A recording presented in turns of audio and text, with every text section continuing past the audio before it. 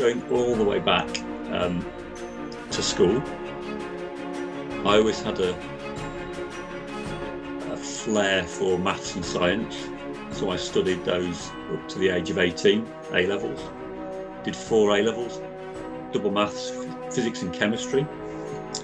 I didn't really know at that point what I wanted to study at university when it came to that point to choose subjects and universities. And I had a maths teacher who suggested I look at sort of material science, metallurgy as a way of continuing all the 3 disciplines I was interested in. So I took her advice. I went to look around a few materials departments in universities all over the UK actually, and ended up eventually getting into Oxford University, which I was quite pleased about at the time, because it was hard work studying to prepare for their entrance exams, and I got a good grilling at a couple of interviews with Oxford colleges as part of the process, which gave me a taster as to what it's going to be like for the 4 years that I was going to be there if I was successful in getting there. Did get to Oxford, studied for 4 years, so the degree was sort of 3 years of a traditional type degree with finals at the end of those 3 years, and then a year of a project, which gave me a good idea about what it would be like to stay in research and development if I wanted to perhaps continue that way. After a year, I definitely had enough of being in a university research environment and decided that I wanted to go into the world of work and there's something more interesting. So I was quite fortunate, Sana. My first year of university, I did well enough for my exams that British Steel were interested in me as a sponsored student. So they actually offered me, it was about £750 a year, I think it was, as a sponsored student, which I snapped their hand off for. And they sponsored me through the rest of my degree course, and they gave me work placements in the summer, each of the summers. So I went up to a steel plant in Cumbria for 3 of my summers. Got some paid work there, got interested in the work on the steel works, which was in rail manufacturing, and ended up leaving university and getting a job at the steel plant where I'd spent those 3 summers. Part of my motivation for that was it was right on the doorstep of the Lake District, and so I'd really enjoyed kind of getting out and about in the Lake District during my summer placements, and it was really fantastic to be able to go and live near the Lake District and work in the steelworks. So that's what I did essentially, and I stayed there for about 7 years at the steel plant. So probably the formative part of my career, I would say, Sana, because I met and worked with a whole variety of people, from the sort of dyed-in-the-wool steel plant operatives who would come from a very different background to me, in the small town of Workington that the steel plant was attached to, through to fellow graduates who'd been there longer than me, and also newer graduates coming into the business, to the senior managers. It was quite a small plant, so it was almost like being part of an extended family. Everyone knew everybody on the site, and it offered many great opportunities for development, and put me in some places that tested me, stretched me, and helped me develop lots and lots of new sort of skills and capabilities. So after doing that for about 7 years, I went from a sort of graduate metallurgist up to a quality manager for the rolling mills, which meant I had to make sure that we wasted as little of the steel as possible that we produced. I remember my first day in that job was sort of set me up for the years to come, in that we managed to roll for 16 hours and produce 16 hours of scrap rails, which was a very, very expensive mistake to make on the plant. Probably cost us about £500,000 in profits on that one day alone. So at least I knew from that point things could only get better in my job as the quality manager's role. At that point, Sana, I decided I wanted a slight change in direction. It was the year after Hatfield happened, and as part of the kind of flurry of activity in the rail industry in responding to that terrible disaster, it was Railtrack at the time, was setting up a number of research and development contracts, and they gave one of those to British Steel to do some R&D into rolling contact fatigue. So what British Steel did was they set up a small consultancy team to help manage this R&D contract, and that had started to grow, doing work for other infrastructure managers in the UK. And I was sort of offered a job in that team, which I took up because I wanted to do more kind of commercial facing work. So up to that point, my work had been very much focused on the steel plant, kind of internally facing relationships with people on the steelworks, and I had not too much involvement with our customers and users of our products. So this gave me the opportunity to jump into a new world, a new part of the rail industry, which I was delighted to do.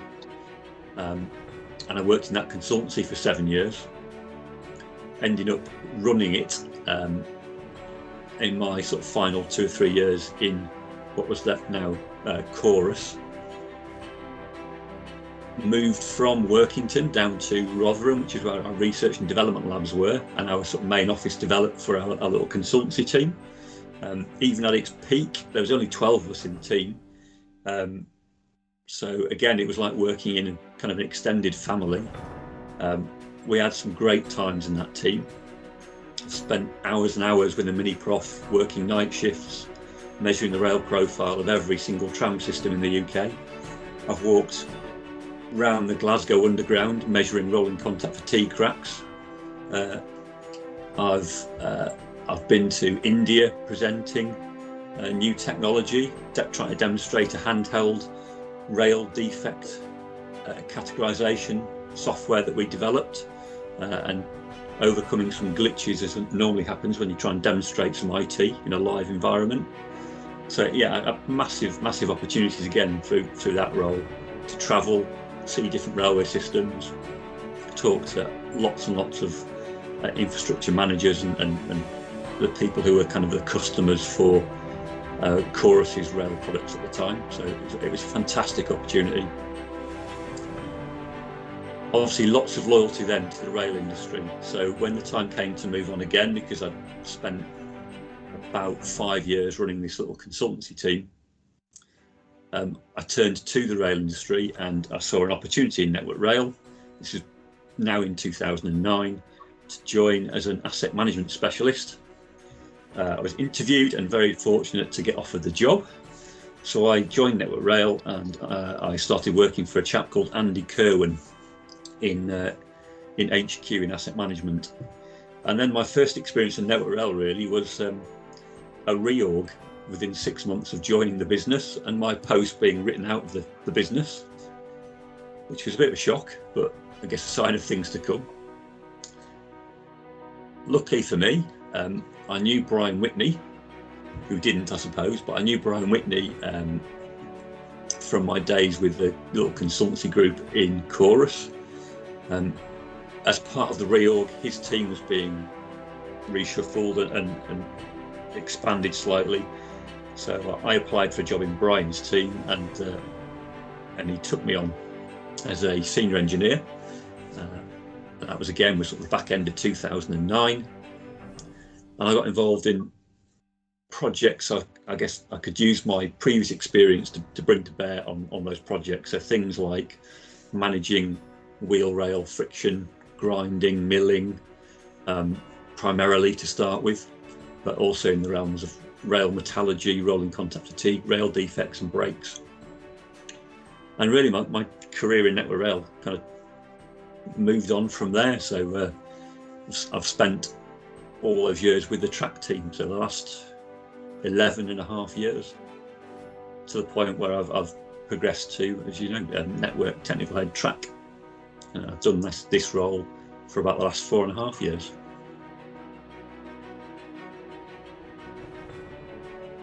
One of the challenges I found, Sana, when I've joining Network Rail was joining such a huge organisation from a very small organisation, even though Chorus itself at the time had sort of several thousand people employed in the UK. I'd worked for many years in a team of no more than about 12 people, with some interaction with a slightly bigger business, but it was still, that was kind of the size of the team I'd been in and used to running. So to come into a business where there was 30,000 people, lots of new acronyms to learn, lots of new processes to learn, was quite hard work to start with.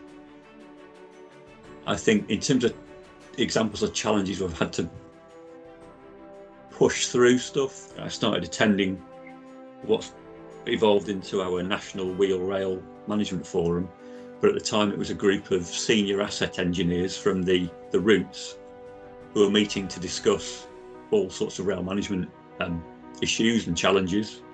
But it was quite a rowdy group with lots of strong characters around the table. And I must admit, for the first couple of meetings, I sat there and I was taken aback a bit, really, by some of the behaviours, some of the lack of structure in the meeting, and also the slow speed at which things seem to happen. So in the consultancy I'd come from, we were used to working at breakneck pace all the time. We didn't have lots of large projects. We had lots and lots of very small and medium projects that had sort of lifetimes of certainly mainly weeks, if sometimes just days to deliver. And I'd come into an organisation where we had things seemed to be moving at glacial pace, and this sort of rail forum I'd started to join, I could kind of see why, but I stuck with it, and I think gradually managed to win the respect of people around the table by bringing to bear my kind of past experience on some of their challenges and issues, but also, I suppose, the responsive way we were used to acting in our consultancy, bringing that into Network Rail as well. So making sure I was listening to them, making sure I was kind of be seen to be acting on some of their problems and trying to help, and getting out and about, making sure I got out on site as much as possible, saw things firsthand, did some of the kind of data crunching, data analysis to back up some of the on-site observations, and really just bring a bit of engineering rigor to what was what at the time seemed to be a discussion that wasn't really going very far. So yeah, I think it was more about establishing my own reputation in Network Rail. It was the biggest challenge I found, but I guess I just stuck at it and tried to bring a bit of my experience to bear, and bring some of my behaviours, and make sure I kind of retained what I hoped were the best bits of those. At times, what felt like a bit of a whirlwind I'd stepped into as well. I think one of the ways I demonstrated my worth to that group in particular was we managed to take a standard and rewrite it in the space of about 3 months.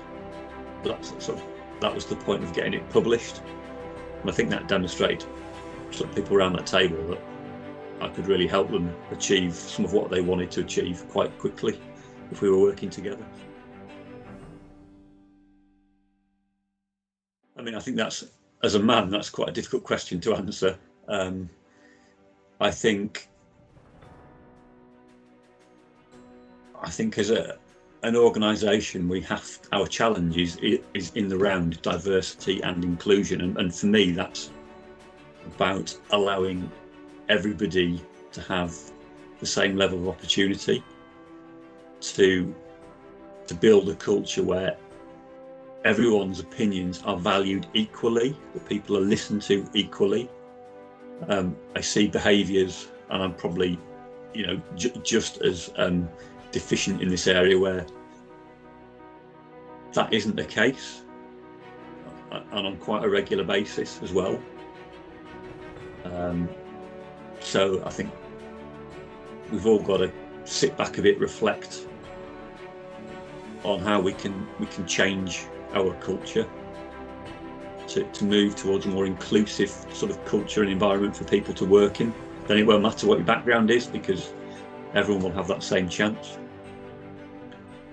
And I think it's partly that's about challenging behaviours as well, where we see them. So but doing it in a constructive way, so that whoever's being challenged does take that challenge away to reflect on in a positive sense, rather than reacting negatively. I think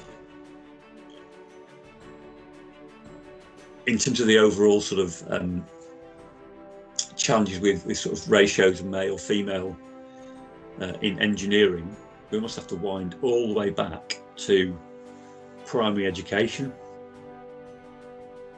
and the work we can do to encourage, again, anybody who wants to, is interested in maths and science and engineering and technology, to believe that that's something they can pursue, whatever their background. I don't know the answer why, but it does seem the case, doesn't it, that from certain backgrounds, if you're a young girl, primary school, even early secondary school, that for whatever reason it's almost not seen as something that you can aspire to in many cases. And I wish I understood why that was, but I think that's a big challenge we've got. It's just setting everyone's expectations of a level playing field right up front from the earliest point in their education that we can. And I don't think it's just about enthusing people in a subject. It just seems to be something more deeply ingrained in our sort of wider society. So we've probably got to work doubly hard to challenge that and crack it and be a presence in schools and as part of STEM to just reset those aspirations and just let people know they can, if they're interested in this area, then they can achieve a heck of a lot in it, and they'll get support to do that.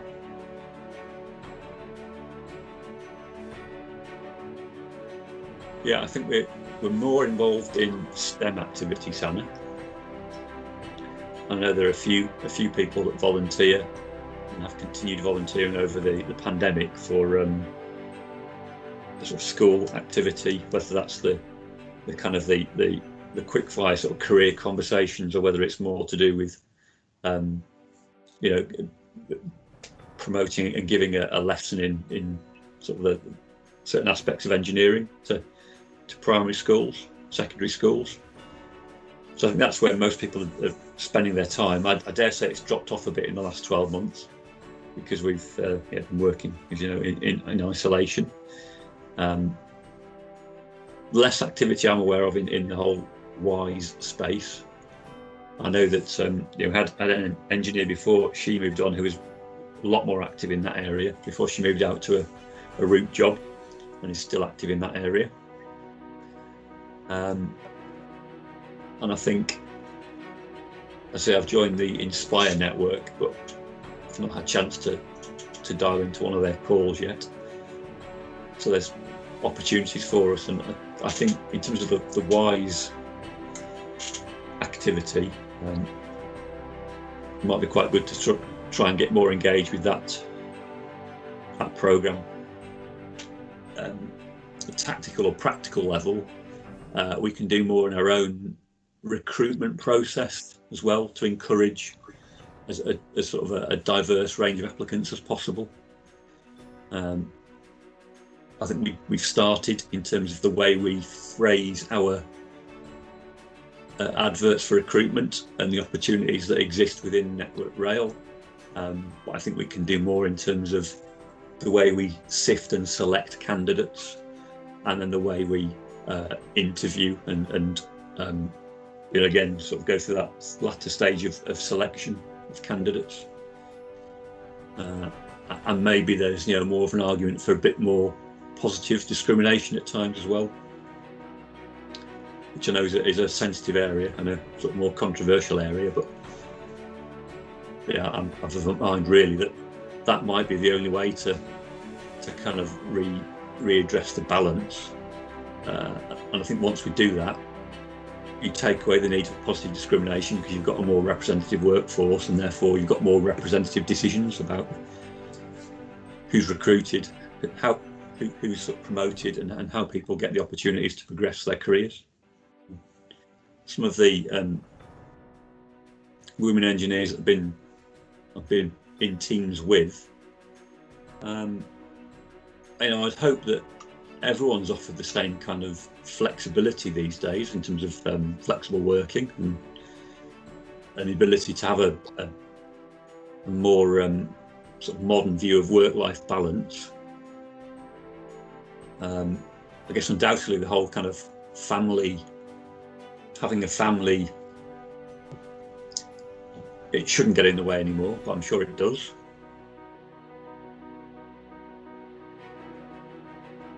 I've not seen any direct evidence inside Network Rail where that's not the case. I think there's sort of there are some sort of behaviours still to address about the way some women engineers are perhaps how much they're listened to, maybe, but I've not seen anything overt. But again, maybe that's because I just, I've not experienced it, therefore I've not noticed it. So I think it's a difficult one. I see examples today where I think there is sort of equal levels of respect. Sort of whoever's on the other side of the camera in meetings. So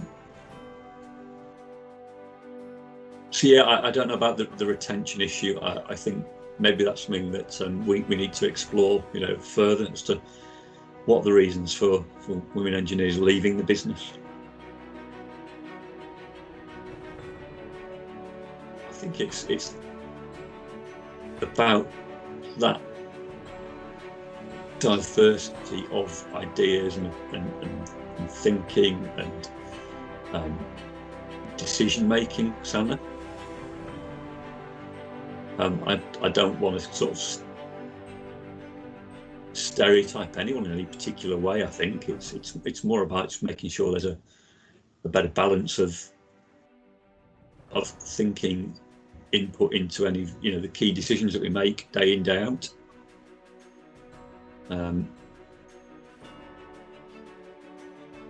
That's why, that's how I'd see it as a big advantage for any part of Network Rail or any business.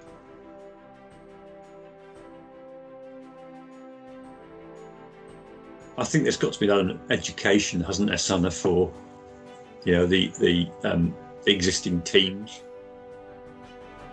Network Rail's got the Inspire network. I've joined that. I haven't been able to kind of actively listen in on any of the sessions yet, but I will. And I think hearing some of the issues and challenges from women firsthand, I think will be a real eye-opener for a lot of us. I kind of draw parallels with the sort of some of the experience some of our some colleagues from other minority backgrounds have got, and you hear some of their stories, and it as a white male, it opens your eyes a bit, because that's not something I've ever experienced personally. But some of the team experience things in their daily lives that are quite shocking really, just because of the colour of their skin or their background. So I'm 100% certain that some of the women in Network Rail have got experiences that would have the same effect, would be quite shocking to hear. And we should be, if they're willing to share, we should be listening to those and to at least get everybody on the same page about where we're really at as an organisation with our culture and behaviours.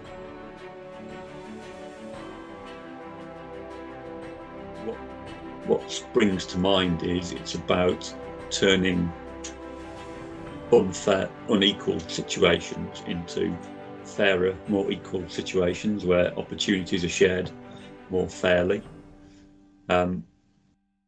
It's about a focus, I guess, more on the inclusion part of it, which for me is about everyone feeling valued, empowered to do their best during their sort of working hours, and not feeling like their opinions don't mean as much as somebody else just because of somebody else's seniority or colour of their skin or gender or position in the company.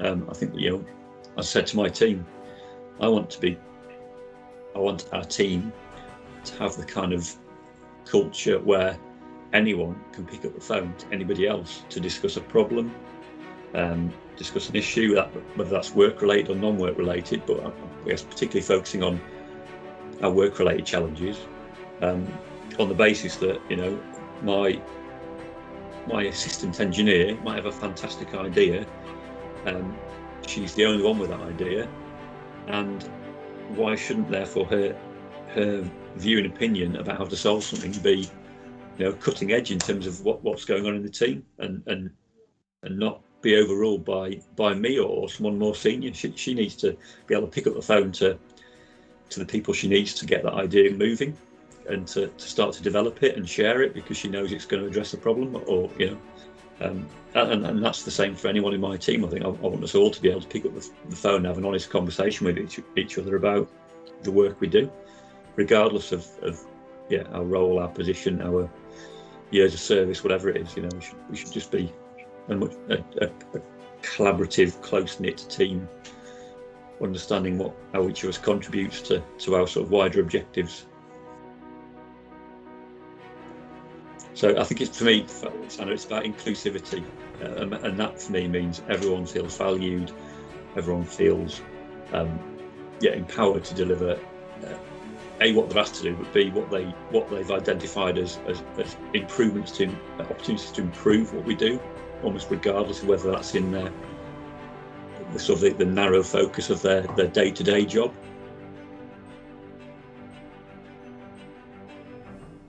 I guess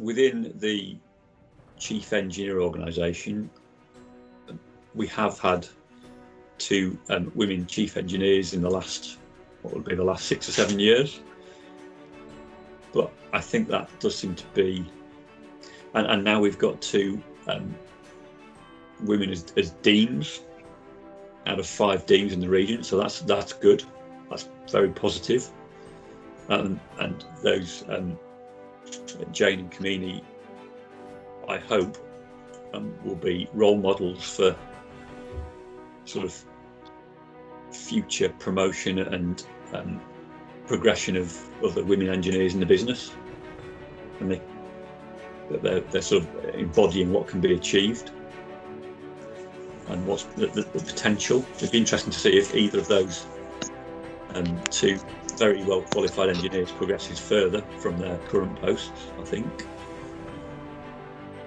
I must admit, I was slightly disappointed when Andrew Haynes, when he first arrived, announced his regional managing directors posts, which were all men, and not a very diverse bunch of men either. I thought that was a retrograde step for the business in terms of the example it set. And I also think, as a business, we still have some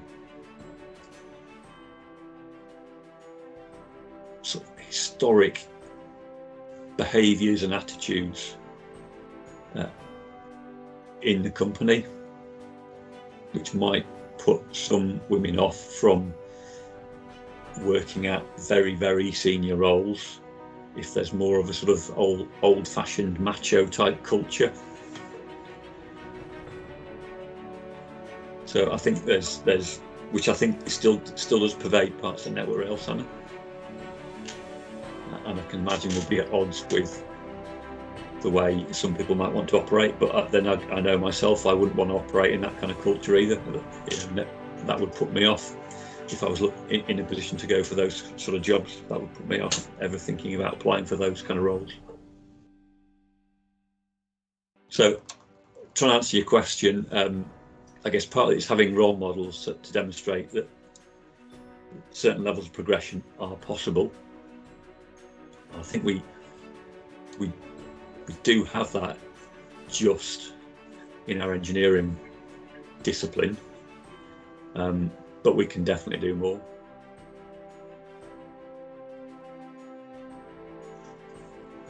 I suppose only sort of because I'm conscious that it's still a challenge. While I've cited some examples there, it certainly isn't the norm in technical authority. So we've got all of our chief discipline engineers are men. I think let me think about this before I say it, but I think they're all white middle-aged men. So that's what makes me uncomfortable. So I think talking about it doesn't make me feel uncomfortable, because it's and talking about sort of promoting women in engineering and talking about women being promoted to senior roles doesn't make me feel uncomfortable at all, because I've worked for women, I've worked for men. Basically, I'll get on with anybody.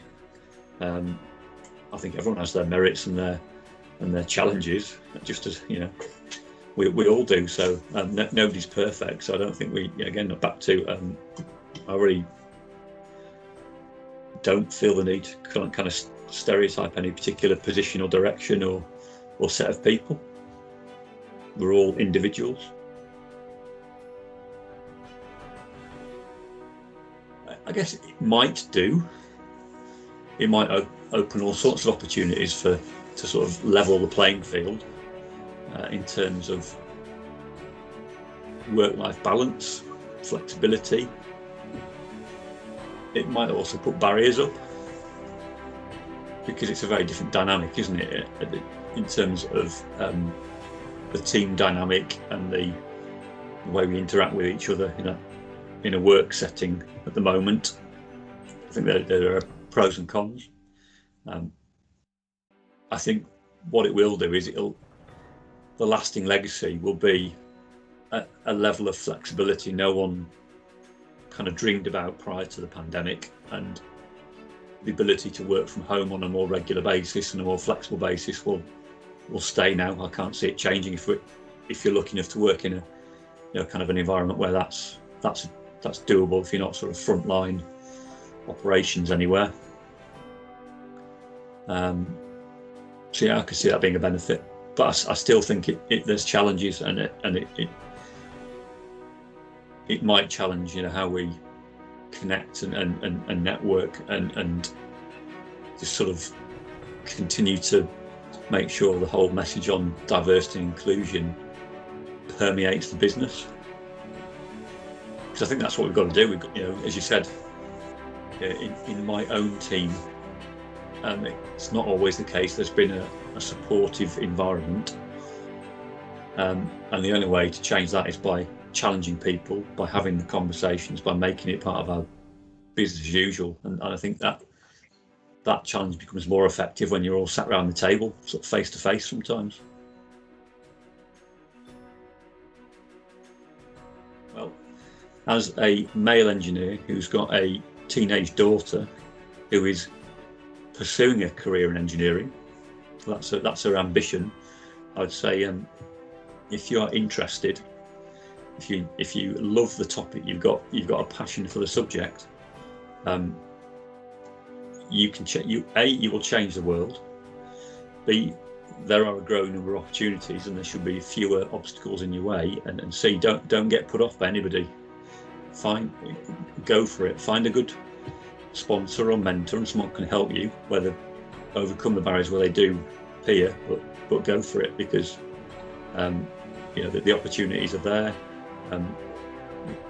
In 5 or 10 years' time, as more and younger generation engineers enter the business world and the commercial world, you yourself will change the way we do engineering, and change the culture, and change things so that opportunities are truly equal for everybody in our business.